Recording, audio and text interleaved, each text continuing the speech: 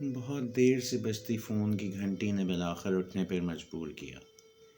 کسی اجنبی نمبر سے آتی کال موصول کی اور یکدم نیند جیسے کوسوں دور بھاگ گئی۔ دوسری جانب وہی مانوس آواز تھی، وہی مخصوص انداز، سلام کے بعد وہی 3 لفظ، کیسے ہیں آپ؟ میری آواز جیسے کہیں کنویں کی گہرائی میں گم ہو گئی۔ بہت ہمت یکجا کرنے کے بعد وہی رسمی جواب دیا، میں ٹھیک، آپ بتائیے۔ جواب آیا، میں بھی ٹھیک ہوں، بس یوں ہی سوچا ایسی بھی کیا لا تعلقی کہ احوال پرسی بھی نہ کی جا سکے۔ میں وہی تلخ لہجہ اپنائے گویا ہوا، تمہیں پتہ ہے نا، تمہاری یہی باتیں مجھے ہمیشہ نفرت دلاتی تھیں۔ یہی وجہ تھی کہ میں نے تم سے کسی بھی طرح کا رشتہ رکھنا گوارا نہ کیا۔ تمہاری یہی منافقت مجھے ناپسند تھی۔ تم مکمل چھوڑنے پر بھی رضامند نہیں، اور ساتھ رہنا تو بہرحال قسمت کو ہی منظور نہ تھا۔ سنو، میں تمہاری طرح منافقت نہیں کر سکتا، میں دوہرے جذبے بیک وقت نہیں پال سکتا۔ میرا تم سے ایک ہی رشتہ تھا اور وہی رہے گا۔ بے شک تقدیر کو کچھ اور ہی منظور تھا، سو وہی صحیح۔ اس لیے میں نے خود کو بہت دور کر لیا تم سے۔ خیر، کہو کیوں فون کیا؟ محسوس ہوا دوسری جانب کچھ سسکیوں کی آواز آئی، لیکن کمال ضبط کا مظاہرہ تو وہاں سے بھی ہونا تھا، سو کہا گیا، کچھ نہیں، بس ایسے ہی سوچا آپ کو یاد دلا دوں۔ آج بہت برس بیت گئے، شاید آج کا ہی دن تھا جب پہلی دفعہ ہم ملے تھے۔ آپ یقیناً بھول گئے ہوں گے۔ یاد دلانے کا مقصد میرا بھی کوئی نہیں تھا، لیکن بس آپ کی کڑوی باتیں سہنے سے بہتر ہے فون رکھ دیا جائے۔ شاید میں نے غلطی کی، ایک بار پھر خود کو اپنی نظروں میں گرایا آپ سے بات کر کے۔ لوگ تو محبت میں جانے کیا کیا کر جاتے ہیں، اور آپ صرف دعوے ہی کر سکے، حال تک پوچھنے کے روادار نہیں۔ ایسے ہوتے ہیں کیا محبت کرنے والے؟ میں نے ہمیشہ کی طرح جھنجھلا کے جواب دیا، سنو، محبت کی بات تم نہ ہی کرو۔ تم نے تو کبھی اظہار تک نہ کیا محبت کا۔ دنیا کے سامنے اظہار کرنے سے، دنیا سے لڑنے سے تم میں طاقت ہی کہاں تھی، اور نہ تم نے لڑنا چاہا، سو مجھ سے کس محبت کی امید رکھتی ہو؟ وہ بھلا کیا شعر تھا، لوگوں کو بتاتے ہو تھا رسمی سا تعلق، تم نے تو میری جان مجھے اپنا کہا تھا۔ خیر، تو یہ رسمی تعلق آخر اپنا دم کیوں نہ توڑتا؟ برسوں بعد بھی کسی نئے بہانے سے کیوں میری خیریت دریافت کر رہی ہو؟ کہیں مل جاؤ تو کیوں بے ساختہ میری طرف دیوانہ وار چلی آتی ہو؟ کیوں نظریں مجھے ہی تلاش کرتی ہیں اتنے ہجوم میں؟ خاموشی کے سوا کبھی کوئی جواب نہیں ہوتا تمہارے پاس، اور آج بھی نہیں ہوگا۔ خوش ہو اپنی زندگی میں، خوش رہو۔ کاش کہ مجھے منافقت آتی تو آج میں بھی تم سے کوئی اور تعلق استوار کر چکا ہوتا، لیکن افسوس، تم سے صرف محبت کی، اور وہی کی جائے گی۔ تمہیں حاصل کرنے کی جستجو نہیں، نہ ہی اب محبت اس نہج پہ ہے کہ تمہارے دیدار اور تمہاری آواز سننے کو دل تڑپے۔ اب تو بس خاموش محبت ہے جو دل میں کہیں دفن ہے، یا شاید نفرت، پتہ نہیں، جو بھی ہے مکمل جذبہ ہے، سچا ہے، اس میں منافقت نہیں تمہاری طرح۔ ہم انا پرست مشہور تھے، سو آج بھی ہیں۔ برسوں پہلے بھی خود فیصلہ کیا تھا تم سے جدا ہونے کا، اور آج بھی اسی فیصلے پہ قائم ہیں۔ میرا لہجہ اور کڑوا ہوتا اور اس کے برداشت سے باہر ہوتا، اس سے پہلے اس نے مجھے روکا۔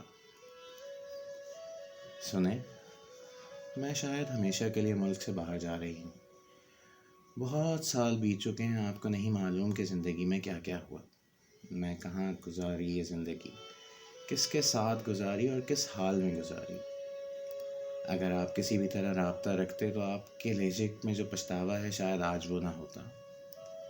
زندگی میں کبھی وہ وقت ساتھ گزارا تھا تو سوچا جاتے جاتے الوداع ہی کہتے جاؤں۔ جانتی ہوں آپ کو کوئی فرق نہیں پڑے گا میرے جینے یا مرنے سے۔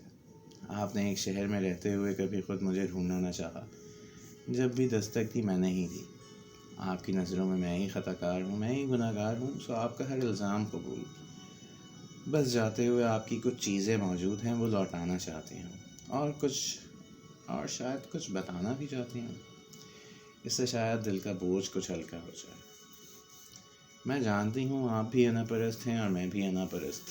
اس انا نے شاید، خیر جانے دیجیے۔ یہ بتائیے کیا ہم کچھ دیر کے لیے مل سکتے ہیں؟ میں نے بے شک اس سے کوئی رابطہ نہیں رکھا تھا، کوئی خبر نہ رکھی تھی، لیکن ایک شہر میں ہونے کا سکون ہی دل کو تسلی دیے رکھتا تھا۔ ایک امید ہمیشہ رہتی تھی کہ کہیں نہ کہیں کسی جگہ اچانک ملاقات ہو جائے گی، اور یہ امید اکثر پوری بھی ہوئی، کبھی کسی شادی کی تقریب میں یا کبھی کسی اور جگہ۔ ہمیشہ کے لیے ملک سے باہر جانے کی بات نے گویا دل پر بھاری بوجھ رکھ دیا تھا۔ میرے لہجے کی سب تلخی، میرے لفظوں کی کڑواہٹ یکدم غائب ہوئی، اور حامی بھرنے کے سوا میرے پاس کوئی چارہ نہ رہا۔ میں بس اتنا ہی کہہ سکا کہ ہاں ضرور ملیں گے، کل اسی وقت اسی جگہ جہاں ہم اکثر اب شام میں جا کے گھنٹوں باتیں کیا کرتے تھے، جہاں ہم نے زندگی ساتھ گزارنے کے خواب سجائے تھے۔ جواباً اس نے کہا، مونس صاحب زندگی بہت آگے بڑھ چکی ہے، کس نے کس کے ساتھ گزاری یہ باتیں جانے دیجیے، خیر کل ملتے ہیں۔ فون رکھنے کے بعد اسی بستر پر ڈھیر ہوئے 8 سال پرانی سب باتیں، سب یادیں آنکھوں کے سامنے سے گزرنے لگیں۔ بہت دیر تک سوچنے کے بعد بھی دل کسی نتیجے پر نہ پہنچ سکا کہ آخر غلطی کس کی تھی۔ انا پرستی نے دل کی دنیا ہی راکھ کر دی۔ ایسی بھی کیا انا کہ محبت سے زیادہ انا پیاری تھی۔ اس سے پہلے کہ دل میں عدالت لگتی، میں نے اپنے دل و دماغ کو جھٹکا، خود کو تسلی دی کہ یہ ایک رسمی ملاقات ہوگی اور کچھ نہیں۔ اپنے آپ کو گنہگار ثابت نہ کرنے کے لیے خود کو کتنی دلیلیں دیں، اور خود سے مخاطب ہو کے کہا کہ بے شک محبت تھی، لیکن انا کو قتل کر کے وہ محبت حاصل کرنا بھی تو بیکار تھا۔ میں ہی کیوں جھکتا؟ ایک دفعہ تو پکارا تھا، تو غلطی دیا کی ہی ہے۔ اس نے مجھے کھویا، اس نے مجھے گوا دیا، اس نے میری محبت کو ٹھکرا دیا۔ اسے ہی قبول تھا کسی سے لڑنا، اور اسے مجھ سے زیادہ محبت تھی۔ یاد بھی اس نے ہی زیادہ کیا ہوگا، میرے لیے تو وہ بس ماضی کا ایک خیال ہے۔ میں بے شک روز یاد بھی کر لوں، لیکن شدت اتنی نہیں بڑھی پچھلے 8 سالوں میں کہ ایک بھی دفعہ میں پلٹ کے پکارتا۔ سو میں ہی فاتح ہوں، وہ ہار گئی۔ وہ ہی مجھے یاد کرتی ہوگی، میں نے تو یاد نہیں کیا۔ اگر کبھی خیال آیا بھی تو بس خیال تھا، یاد نہیں۔ اپنی ہی دلیلوں سے اپنے آپ کو فاتح قرار دے کر میں نے ایک مرتبہ پھر اپنی انا کو تسکین پہنچائی، اور اس کو مجرم قرار دیتے ہوئے کہا کہ وہی یاد کرتی ہوگی، وہی مرتی ہوگی میرے لیے، میں ہرگز نہیں۔ دن معمول کے مطابق گزرا، رات کو اگلے دن کی تیاری کی، اور جانے کب پرانی یادوں کے سائے تلے نیند نے آ جکڑا۔ مقررہ وقت پہ اسی کیفے کی راہ لی جہاں سے بہت یادیں وابستہ تھیں۔ حسب توقع دیا مونس سے پہلے وہاں موجود تھی۔ کیفے کے در و دیوار وقت کے ساتھ ساتھ بہت بدل گئے تھے۔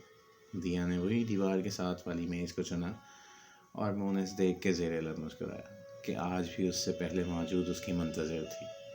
انا کو ذرا سی تسکین پہنچی کہ آج بھی مجھ سے پہلے میری راہوں میں کھڑی ہے۔ آمنے سامنے بیٹھ کے کچھ رسمی سی باتیں ہوئیں، احوال پرسی کے بعد کافی کے کچھ چھوٹے چھوٹے سپ اور سگریٹ کے کش بھرتے ہوئے اس کی جانب دیکھا، جو اس وقت اپنی انگلی کافی کے مگ کے ہینڈل میں گھما رہی تھی۔ ایسے لگا جیسے وقت بہت پیچھے چلا گیا ہو، ایک لمحے میں وہی 10 سال پرانا دور واپس آ گیا ہو، کچھ نہ بدلا ہو، اور ابھی دیا کہے گی چلو مونس دیر ہو رہی ہے، لیکن حقیقت مختلف تھی۔ آج شاید کسی کو بھی جلدی نہ تھی، اور دونوں چاہتے تھے کہ یہ وقت تھم جائے۔ دیا کی نظریں مسلسل نیچے تھیں اور لب خاموش۔ میں اس کے چہرے سے نظریں ہٹانے کی ہر ممکن کوشش میں ناکام ہو چکا تھا۔ 8 سالوں نے چہرے اور بالوں میں اپنا رنگ چھوڑا تھا۔ آج بھی چہرہ اتنا ہی حسین تھا، بس رنگت ذرا سی مان پڑی تھی۔ زلفیں آج بھی اتنی ہی گھنی کاندھے پہ براجمان تھیں، اور لٹ مسلسل کان سے خود کو آزاد کروا کے رخسار کا بوسہ لے رہی تھی۔ لیکن ان زلفوں میں اب ذرا سی چاندی کا عکس واضح تھا۔ ہاتھ آج بھی ویسے ہی نازک، گردن میں آج بھی وہی سراہی کا سا گما ہو رہا تھا، کچھ بھی تو نہ بدلا تھا۔ اسی انا میں ایک بار اس نے آنکھیں اٹھا کر میری جانب دیکھا۔ تو میں حیران رہ گیا کہ وقت نے اپنا عکس آنکھوں میں چھوڑا ہے. وہ آنکھیں جن میں مجھے اپنی تصویر نظر آیا کرتی تھی آج وہ خالی ویران تھیں. جن آنکھوں میں مجھے جینے کی امنگ نظر آتی تھی وہاں آج موت کا سما تھا. ویران تھیں وہ آنکھیں. ایک لمحے کو ملی نظر میرے دل تک کو مضطرب کر گئی. میں واپس حال میں پہنچا اور کہا بتاؤ کہاں جا رہی ہو سب کو چھوڑ کے؟ شوہر کا کیا حال ہے؟ امی ابو کیسے ہیں؟ کیوں جا رہی ہو؟ اتنے سارے سوال ایک ساتھ سن کر میں مسکرائی اور جواب دینے شروع کیے. امی ابو ٹھیک ہیں، بس بوڑھے ہو گئے ہیں. بھائی کے پاس امریکہ جا رہی ہوں. سب کو چھوڑ کے تب جاتی جب میرا یہاں کچھ ہوتا. خیر آپ بتائیے. ویسے کچھ نہ بھی بتائیے تو مجھے سب معلوم ہے آپ کے بارے میں. آپ نے میری خبر نہ رکھی لیکن میرے پاس تو آپ کی زندگی کی سب خبر ہے. میرے ایک سوال کا جواب نہ ملا اور نہ میں نے اصرار کیا. مجھے گمان ہوا کہ شاید وہ بتا کے مجھے رنجیدہ نہیں کرنا چاہتی، کیونکہ میں نہیں سننا چاہتا تھا کہ اس کے منہ سے کسی اور کا نام. اسی لیے تو اس کی شادی سے کچھ ہفتوں قبل اس سے ہر قسم کا تعلق ختم کر دیا تھا. آج بھی مجھے ان آنکھوں میں کہیں نہ کہیں اپنی محبت نظر آ رہی تھی. میں نے پوچھا کب کب یاد کیا مجھے دیا؟ جس کے جواب میں اس نے اپنی انا کو اوپر رکھتے ہوئے کہا کبھی کبھار یاد آ جاتے تھے، اس سے زیادہ نہیں. اور آتے بھی کیوں؟ کچھ دیر یوں ہی خاموش بیٹھے گزری تو میں نے جیب سے ایک پرچہ نکال کر اس کی جانب بڑھایا کہ تم تو آج بھی نہیں بتاؤ گی کہ مجھے 8 سالوں میں کب کب اور کتنا کتنا یاد کیا. میں نے تمہارے اور اپنے دل کا حال لکھا ہے جو مجھے معلوم ہے کہ سچ ہے، لیکن شاید تم آج بھی اقرار نہ کرو. اس نے ہمیشہ کی طرح میرے الفاظ میرے ہی انداز میں سننے کی فرمائش کی اور میں گویا ہوا. یوں ہی کبھی ہماری یاد تو آتی ہوگی.